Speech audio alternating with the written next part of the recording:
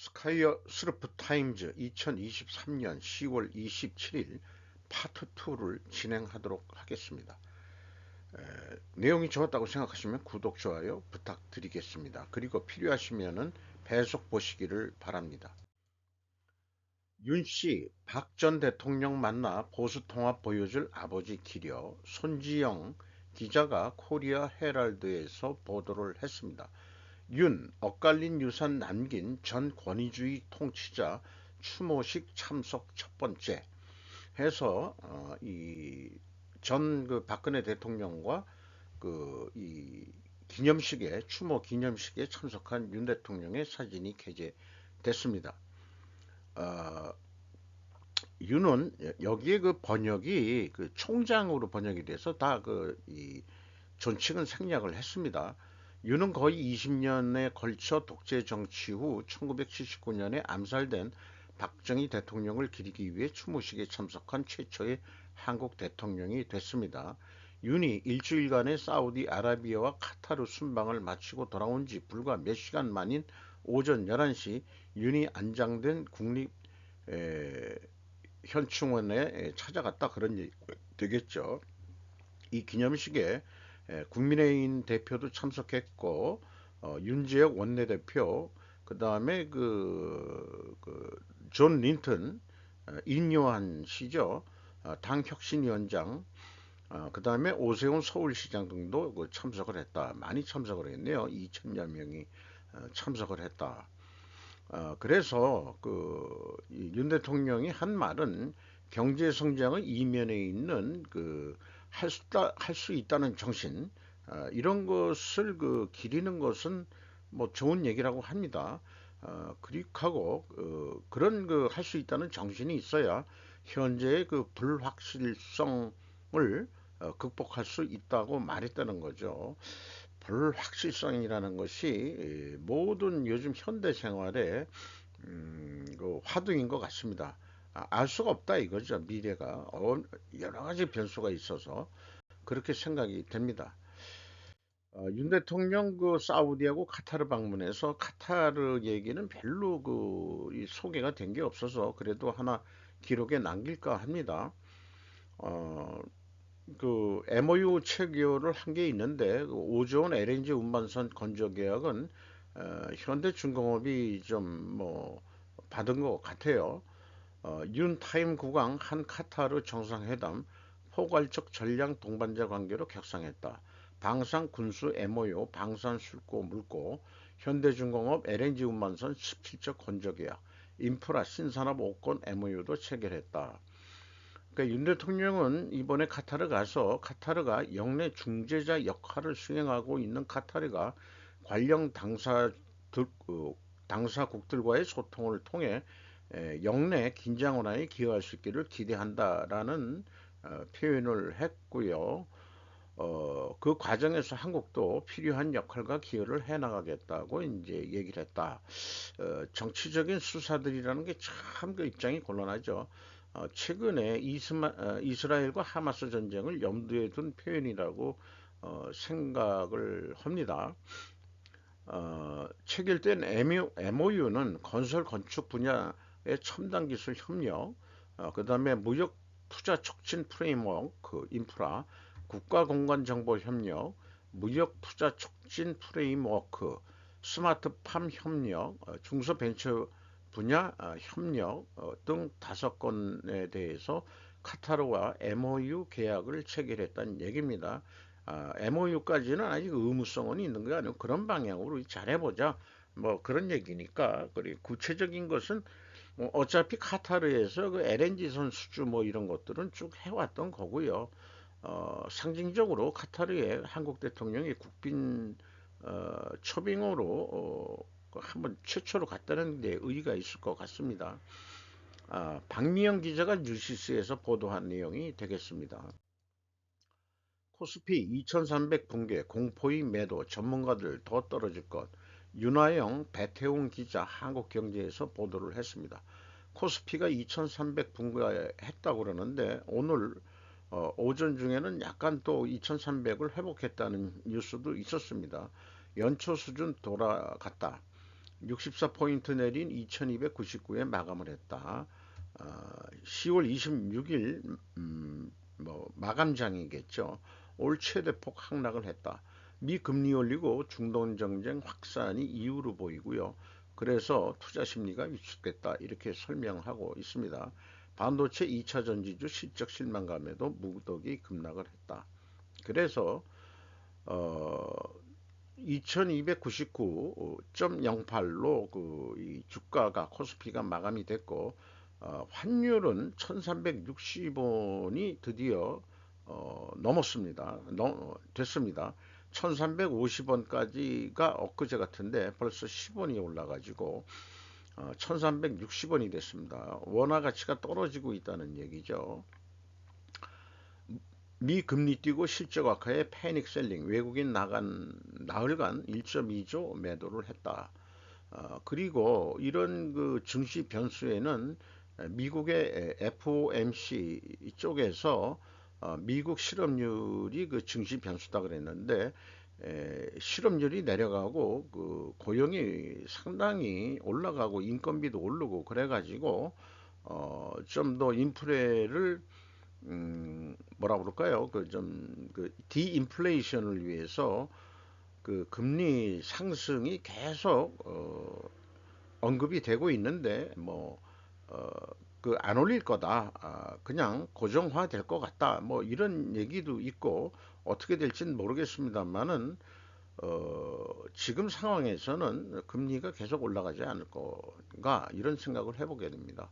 이것은 뭐 서울 아파트에 대한 것들인데요. 그 어떤 상징하는 의미가 석양에 그 흐려지는 우리나라의 그 현실인 것 같습니다. 이 남산이 보이고 이쪽이 보이면은 그 이게 북쪽에서 좀 찍은 것 같아요. 여기는 아파트가 건설 중에 있는 것 같은데 여기가 어디쯤에서 찍은 건지 잘 모르겠네요. 음, 미 하원 김치의 날 기념일 결의 예정 한국이 원조 이윤희 기자 뉴시스에서 보도를 했습니다. 12월 6일 본회의 올려 채택하기로 한국계 영김 의원이 4월 대표 발의를 했었다. 이런 얘기인데 그동안에 그 캘리포니아 그, 이 연방 법원의 연방 의원이 되겠습니다만은 캘리포니아 주 자체에서도 김치의 날 결의하려다가 뭐가 마감이 돼가지고 못했는데 영김 의원이 연방의회 차원에서 결의안을 그 이번에 통과되는 것이 이번이 처음이다. 이렇게 얘기를 하고 있습니다. 중국이 자꾸 그러니까 쐐기를 받으려고 그렇게 하는 것 같아요. 이런 거는 그 문화를 수호한다는 입장에서 대단히 그 의미 있는 얘기라고 합니다. 한국에서는 2020년 11월 22일이 김씨의 날로 기념일로 정해졌다는 거, 요것도 저도 처음 알았네요. 11월 22일이 그 김치의 날이다. 그런 얘기가 되겠습니다. 일본과 한국의 의외의 공육점이 나타났다. 지금 한국에서 벌어지는 가족 붕괴의 현실과 앞으로 일본에서 정말 일어나는 것. 다나카 메이란이라는 기자가 현대 비즈니스의 기자라기보다도 그 작가인 것 같습니다.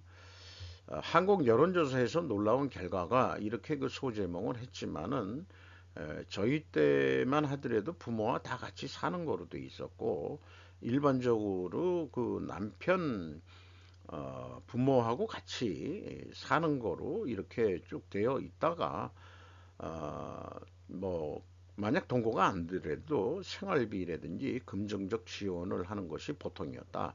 근데 이제 그게 이제 자꾸 바뀌어져 가가지고 여기에는 노인 개호 시설이라고 되어 있는데 우리나라 쪽에서 이제 요양 시설이라고 보통 얘기를 하죠. 일본 쪽에서는 노인 개호 시설이라고 부르는 것 같네요. 그래서 그 지금 정서적으로는 시설에 보내는 것이 부모를 버리거나 불효라고 생각하고 있는 그런 풍조도 있습니다만 그것도 사실 살살 바뀌고 있는 것 같아요.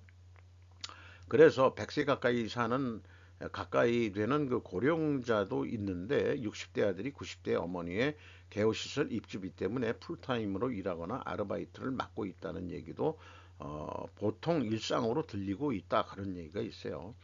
그런데 일본 사회도 남의 일이 아니다 이렇게 얘기하는데 거꾸로 일본은 그 청년들이 부모 밑에서 그 이 캥거루족으로 살고 있는 얘기들은 많이 나왔는데 일본도 이게 남의 일은 아닌 것 같다라고 얘기를 하고 있습니다.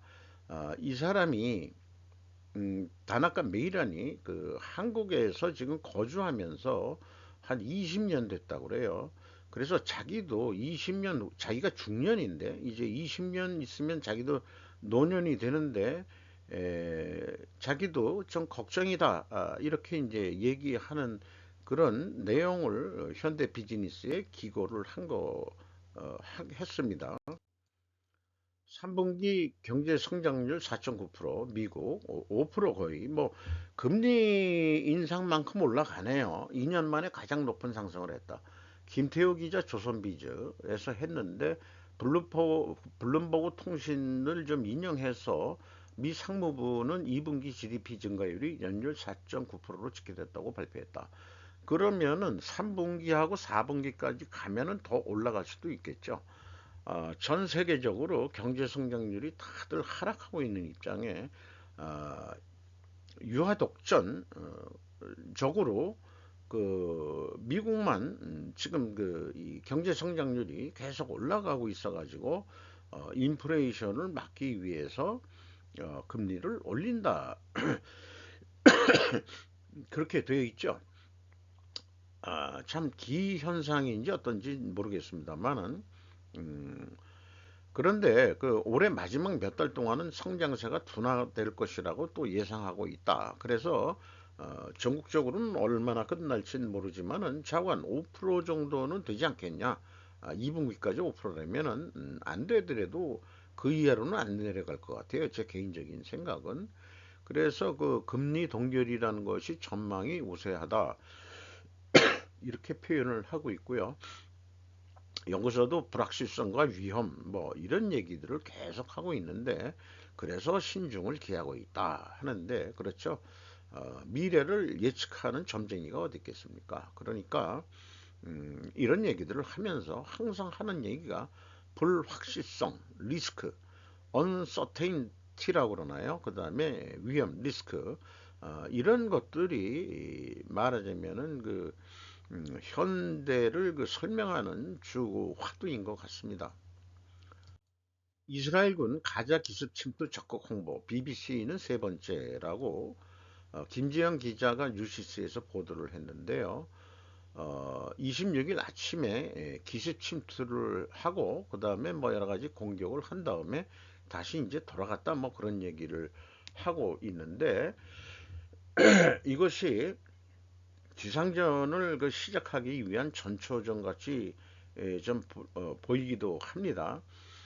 그리고 한예슬 기자가 중앙일보에서 보도한 14시간 만에 100명 사살 이스라엘 혼성부대 여 리더의 용맹이라고 했는데 이번 그 기습 침투에서 나온 얘기는 아니고 10월 7일 날인가 그 하마스가 그 할 때 그거에 대응해 가지고 이게 그 카라칼 대대의 지휘관이 에, 그 100명의 적군을 사살하는 성과를 냈다며 이것이 여성 정투병에 대한 의심을 없애는 증거가 되길 바란다고 말했다. 이스라엘 방위군 쪽에서요. 이스라엘은 여성도 그 병역 의무가 있죠. 한마디로 그 군인은 이 총을 쏠 수 있는 능력이 돼야 되고 그런 의미에서 우리나라도 많이들 얘기가 나오고 있죠. 여성도 군대 가서 최하 수격 사격 훈련은 하고 나와야 되는 거 아니냐 하는 얘기들이 우리나라에도 좀 의견들이 팽배해지고 있습니다. 이것이 이제 그 대위 모양의 대위 중령인가 뭐 그렇게 되어 있습니다. 여성 지휘관이라고 그러는데요. 아르메니아와 아제르바이잔 사이의 또 다른 전쟁에 대한 두려움이 커지는 이유. 해리언 마스든 더 위크 영국에서 보도된 내용입니다. 이게 그 옆에 그 바다죠. 흑해인가요?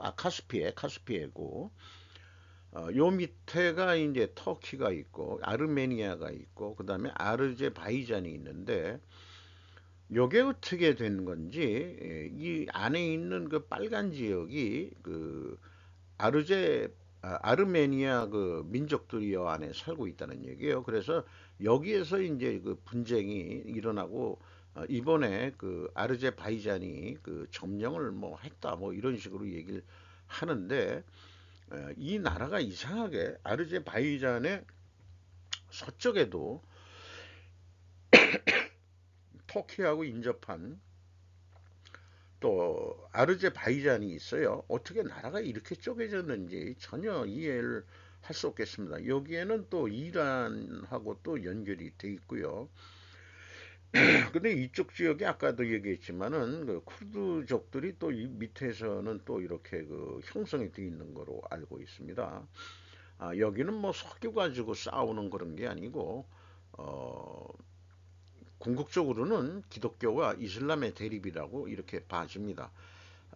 러시아 고위관리가 아르메니아를 다음 우크라이나로 언급을 했다. 그러니까 여기에서도 또 전쟁이 터질 수 있다. 그러니까 아르메니아는 프랑스가 무기를 제공하고 있고 그 다음에 터키가 아르제바이잔은 터키가 은근히 이제 군사 협력을 하고 있다. 이렇게 또 소개가 되고 있습니다. 1세기 전 러시아의 당혹스러운 패배는 지금 중국의 전쟁에서 패배할 위험성에 대한 경고라고 미 공군의 고위 관리가 말했다. 이런 얘기인데요. 벤저민 브리멜로 비즈니스 인사이더에서 얘기를 했는데 쭉그 설명한 것은 그 청일 전쟁과 러일 전쟁을 순서적으로 역사적으로 잘 정리를 했습니다. 일본이 한국을 먹고 만주를 먹는 데까지는 다 그 서유럽 선진국들이 자기네들도 식민지를 이 지배를 하고 넓혀가던 상황이었으니까 사실은 일본이 그 산업화되고 뭐 할 때 제1의 그레이트 게임이라고 해서 러시아의 남하를 막기 위해서 일본을 그때 여러 가지 산업적으로도 지원하고 또 산업 대국이 되는데 서유럽에서 많이 지원을 했다는 건 역사적 사실이고 그래가지고 이 청일 전쟁이 먼저 일어나고 그 다음에 이제 나중에 러일 전쟁이 일어났는데 그래서 이제 뭐 여기 보면은 제무포만과 울산에서 러시아 해군 증원군을 격파. 이런 한반도에서 이제 아니 로일 전쟁이 또 일어났고요. 그리고 러시아가 또 질 수밖에 없었던 이유를 생각하면은 저 북쪽 그 얼음 바다를 통해 가지고 함대가 올 수는 없으니까 7개월간 혹독하고 사고가 잦은 18,000마일의 여정 끝에 간신히 이제 그 일본 스시마 쪽이나 그 오키나와 쪽으로 도착했는데 오자마자 대기하고 있다가 일본이 그냥 공격을 해버리니까 전쟁에 이길 수가 없었겠죠. 러시아가 유럽 쪽에서는 한 함대가 아주 뭐 되게 용맹이 세고 그랬는데 그 긴 거리를 그 오는 바람에 결국은 러시아의 남하를 막았고 음, 그 러시아의 그 현재 그 라오뚱 반도라고 요즘 그러나요? 그쪽을 러시아가 차입을 해가지고 안중근 의사가 그 사형당한 그쪽까지 다 러시아풍의 도시가 형성이 돼 있죠. 사할린 사할린이 아니고 어디죠? 그 하얼빈서부터 해가지고 만주의 그 상당한 부분들이 러시아풍의 도시가 개발돼 있었는데 결국은 만주를 그 일본이 치면서 러일 전쟁도 이겼고 계속해서 북진을 해서 그런 역사를 했는데 이런 비유를 해 가면서 그 켄달이라고 무슨 미국의 관리인 모양인데요. 중국에 대항하는 것을 재임기간의 초점으로 삼아서 역사적인 얘기를 해서 하는데 상황은 좀 다르긴 하지만은 미국 관리들은 종종 중국과의 전쟁이 불가피한 것이 아니라 미군이 그러한 갈등을 억제하기 위해 준비태세와 능력 향상시킬 필요가 있다고 강조한다. 한마디로 중국 보고 딴 생각하지 말고 그대로 눌려 지내. 우리한테 그 대들라고 하면 곤란해. 우리가 너희들 그 러일 전쟁 때 패망한 것처럼 어, 어, 수 틀리면은 그냥 팍 쳐버린다. 뭐 이런 얘기 같기도 하거든요. 근데 제가 이런 뉴스를 하는 마당에 그 끝부분에 이런 생각이 들어가는 게 그럼 키신저는 왜 중국을 그렇게 개방시켜서 경제 개발을 시켜가지고 왜 스스로도 그 자업자득한 거 아니냐. 힘이 생겨지니까 좀 더 그 중국을 좀 넓히려고 일대일로도 하게 되고 이러는 건데 이렇게 될 줄 몰랐냐? 이런 얘기를 하고 싶어요. 사실 중국은 농업 국가로 놔뒀어야 되는 거 아니냐? 저는 그런 생각을 합니다. 그게 공업 국가를 만드는 바람에 그 이게 황사에 그 오염 미세먼지까지 그 넘어오고 그런 상황이고 그렇게 됐는데 그때 뭐 소련을 견제한다고 중국을 키운다고 말들은 하는데 저는 아니었다라고 봅니다. 지금 미국이 우크라이나에도 그 돈을 써야죠. 그 다음에 이스라엘에도 돈을 써야죠. 이번에 그 뭐 그러면은 아르메니아하고 아르제바이잔 할 때는 뭐 신경을 안 쓴다 하더라도 여러 군데서 이제 그 전쟁이 터지면은 동시에 여러 군데서 어, 대응할 그 경제력과 무기력이 군사력이 있느냐 하면은 분명히 있긴 있을 겁니다. 있다고는 보는데 분산이 되면은 결국은 좀 아무래도 안 좋죠.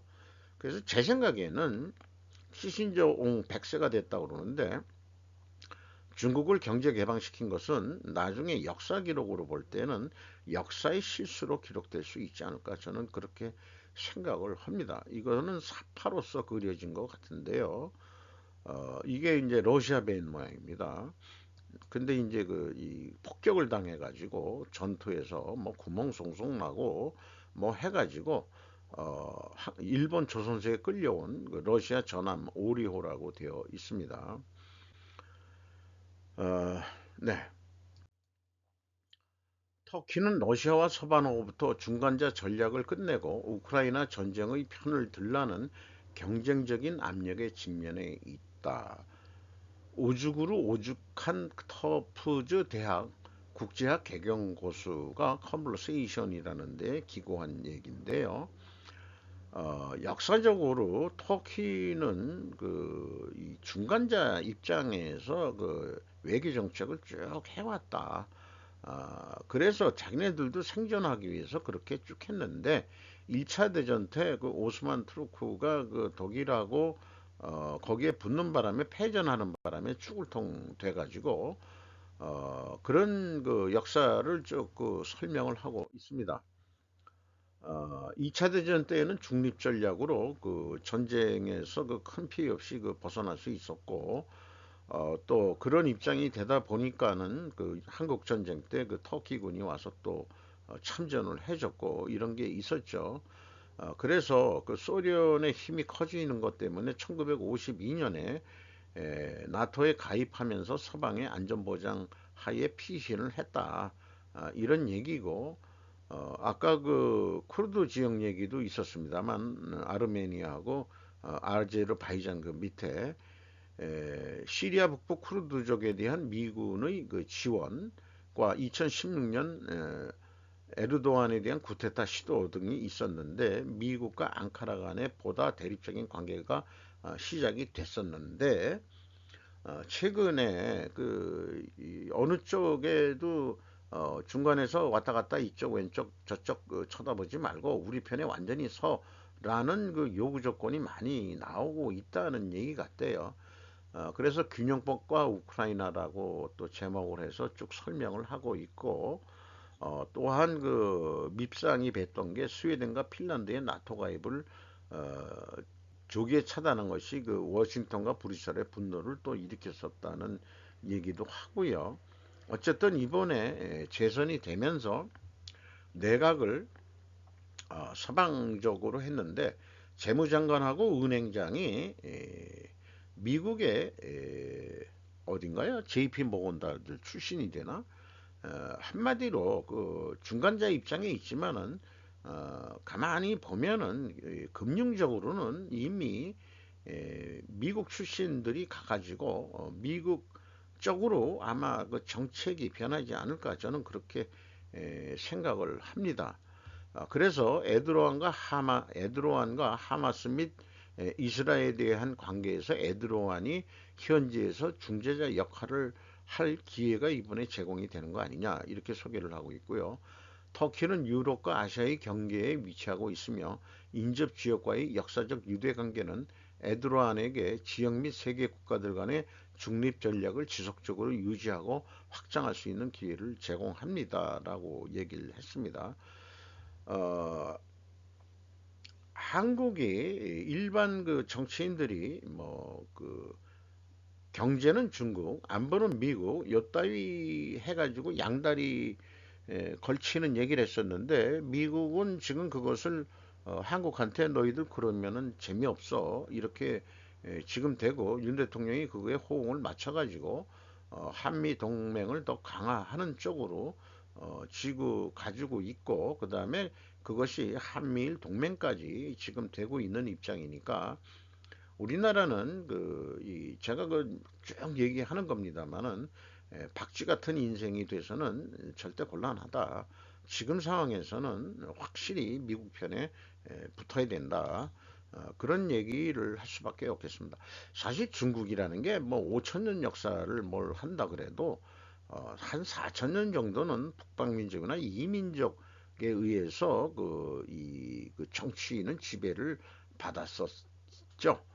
한민족이 그 중화민족이 중국을 실제 다스린 거는 제 기억으로는 한나라하고 송나라 정도 그 정도고 나머지는 다 그 북방 이민족들이 북경을 점령해서 통치를 한 거 아닌가 이런 건데 그거를 자기네들이 스스로 자존심을 세우기 위해서 하는 얘기가 그래서 중화사상이 나온 것 같기도 하고요.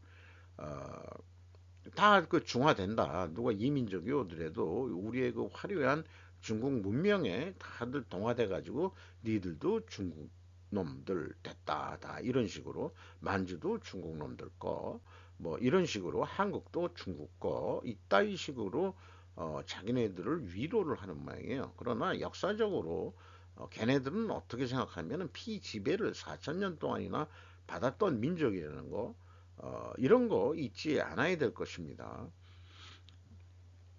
인구만 많았지. 그래서 싼 인건비 때문에 미국이 그 중국을 개방한 모양인데, 그래가지고 싼 인건비를 미국은 싼 물건으로 뭐 그렇다고 해서 그 미국 무역의 뭐 수십 프로가 아니고 한 뭐 20, 맥시멈 20%까지는 수입을 했다 하는 얘기도 있는 것 같긴 합니다만은 역사적으로 저는 키신저가 그것은 잘못한 거다라고 생각을 합니다. 시진핑 중국의 부동산 버블 붕괴, 그 다음은 사회보장 붕괴, 사회불안이라는 일본과 달리 음산한 미래, 가 다카시라고 도쿄재단 정책연구소 수석연구원, 일본 쪽에서는 중국의 부동산 버블 붕괴와 사회불안 뭐 이런 거를 시리즈로 계속 여러 전문가들의 의견들을 게재하고 있습니다. 이런 내용은 뭐 쭉 한번 제가 정리를 해본 거고요. 정부 실패를 은폐하고 있다. 어, 은폐 아래에서 불거지고 있는 불량 자산들이 지금 쌓여가고 있고, 그 다음에 중국 부동산 버블 붕괴는 사회 불안으로 또 넘어갈 수도 있다. 일본하고는 틀리다. 일본은 30년을 했지만은 정부 실패라기보다는 장인애들은 시장 실패라고 위안을 하고 있네요. 그러나 이제 중국의 불안은 일본보다는 더 험악할 것이다 하는 그런 얘기인 거로 이해가 됩니다. 리거창 전 국무총리가 68세에 심장마비로 갑자기 세상을 떠났네요. 이거 심장병 이런 거로 갑자기 희망했다 그러면은 요거 요즘에 좀 믿기가 어렵습니다. 요즘 하도 그 중국이 그 외무상도 갑자기 없어지고 그다음에 그 군사총사령관도 갑자기 그 없어지고 뭐 이렇게 되는데 또 시진핑의 그 정책을 은근히 좀 비판했던 리거창 그 총리 아니었겠어요? 그러다 보니까 68세면은 너무 요즘 같아 68세면은 그 요절했다고 봐야 되겠죠. 요절했다고. 그렇게 되는데 이 정치를 떠난 7개월 만에 상하이에서 갑자기 심장마비로 쓰러졌다. 공청당을 대표하는 주자였죠. 지금은 태자당인 그 시진핑 그쪽 그 계열이 전부 다 그 7인위원회를 다 장악해가지고 진짜 실질적인 독재가 더 그 좀 심해지는 건데 요즘은 독재라는 말을 쓰면 안 되는 것 같 모양이에요. 권위주의 국가 이렇게 얘기하는데 그런 쪽에 있으면서 자관 잘 견디다가 그 했는데 참 그 아쉬운 그 이 주자였다. 그리고 시진핑의 힘에 의해서 그냥 눌려 지냈던 그러면서도 뭐 할 만한 소리는 하려는 노점상을 개방해야 된다. 북경에서도 노점상 이런 거 해야 된다. 아, 뭐 중국 경제가 크게 발전한 건 맞지만은 대다수의 국민들은 못 산다. 이런 얘기도 리거창 입에서 나왔던 얘기로 알고 있습니다. 이상 27일 파트 2 국제적인 생존의 문제들을 편집을 해 봤습니다.